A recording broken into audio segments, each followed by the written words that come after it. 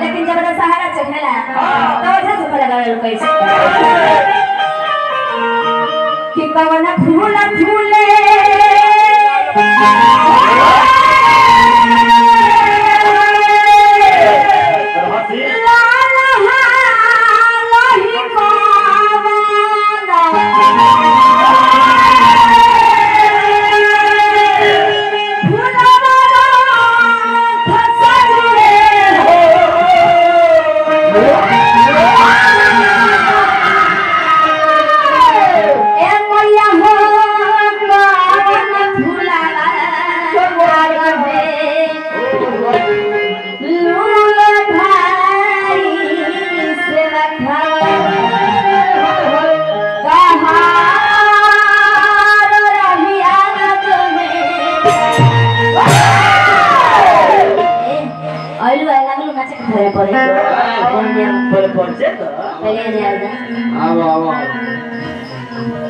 आज जीजा के काम है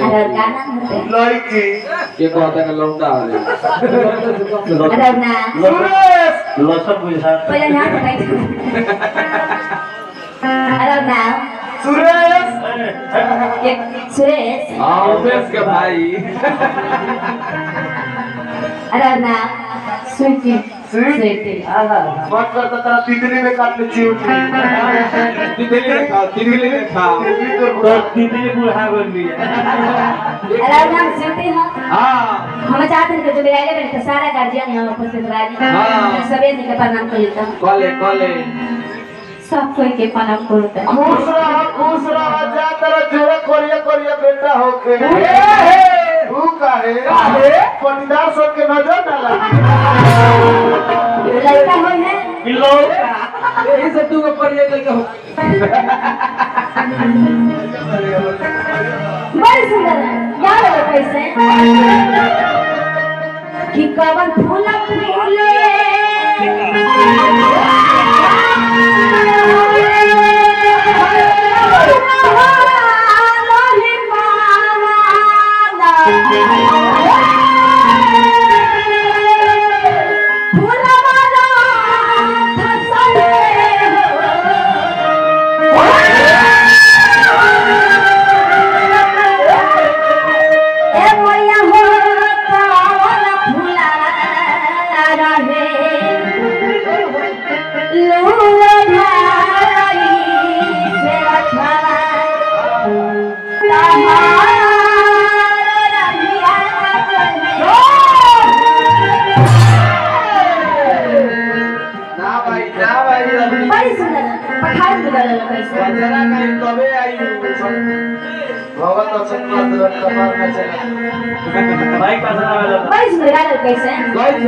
कि कवन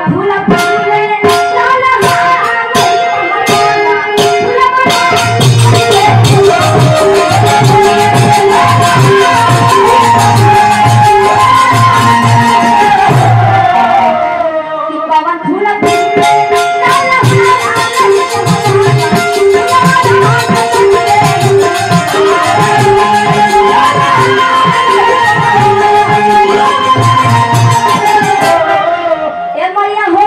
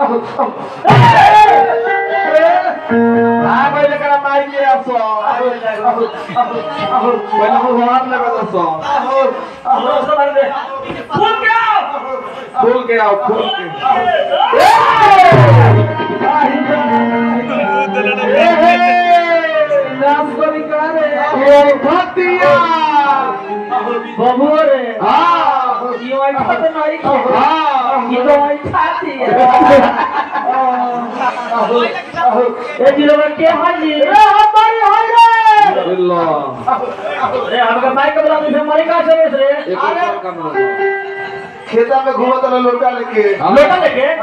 देवाजी के करता है ओए जो तो नहीं करत नहीं टिकटॉक चला के पारी चल ना छोड़ ना छोड़ काहे पूजा चाहिए पूजा अरे उ तो लड़के आई जगरा पूजा में तो का पूजा चाहिए रे पूजा में एगो मोबाइल दे दे मोबाइल अरे मोबाइल क्या होई अरे बोलो मामा से प्यार करनी उनके संपत्ति है काहे बड़ा मतलब पाहुन लगे ना तार थूफा लगेले जो छोड़ ना छोड़े कौन हालत में ना छोड़े काहे पूजा दीवा लग में ता पूजा में का चाहिए तोला के रोवे लागो रोम अरे दुनु पतिया चाहिए दादा स्टेज पर नचनिया आई सरी पार्टी आई सरे अरे पार्टी खाली मोहब्बत वाली सवाल ले जो आई और कुछ चाहिए बहुत कुछ चाहिए तुम्हें को बदल बता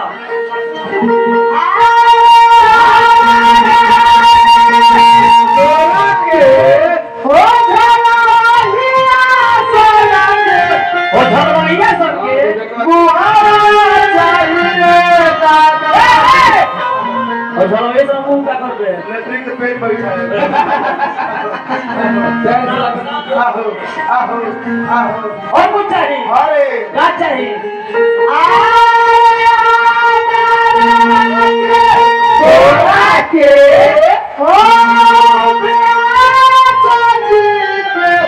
भंडारी जी के गलिया चाहिए दादा गलिया गल चाहिए गाल चाहिए क्या कीजिएगा बड़ी जीवन गाल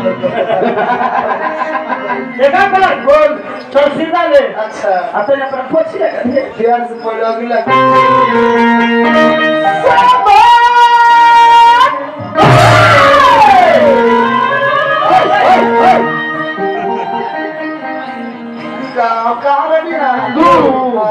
राम प्रसाद के करोला हमारे शरीर के गिर जाएंगे लोग बस लगे जवाब दे ले पहले फूला फूले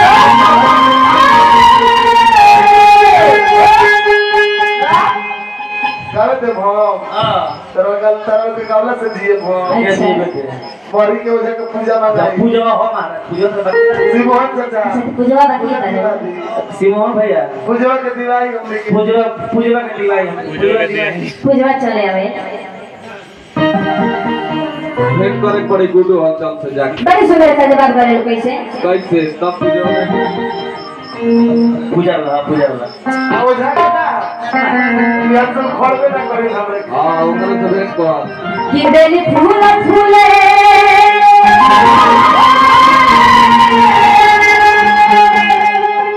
लाला हारा